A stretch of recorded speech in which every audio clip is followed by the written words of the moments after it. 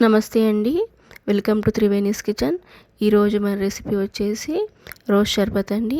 ముందుగా కావాల్సిన పదార్థాలు తేనె, నానబెట్టుకున్న సబ్జా గింజలు, చక్కెర, రోజ్ సిరప్.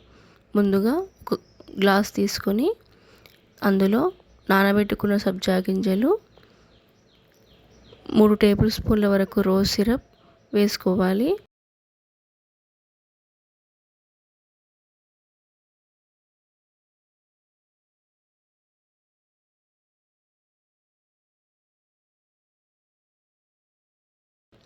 తర్వాత 3 టేబుల్ స్పూన్ల వరకు తేనెను కూడా అందులో వేసుకోవాలి.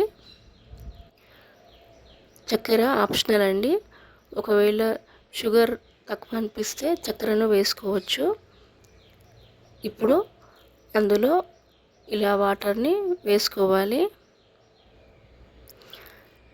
వీడియోని అయితే స్కిప్ చేయకుండా చూడండి, లైక్ చేయండి, ఛానల్ని అయితే సబ్స్క్రైబ్ చేసుకోండి. ఇప్పుడు వాటర్ వేసుకొని ఐస్ క్యూబ్తో సర్వింగ్ చేసుకోవాలండి. ఒకసారి మీరు ట్రై చేసి చూడండి, ఎలా వచ్చిందో కామెంట్ సెక్షన్లో కామెంట్ పెట్టండి.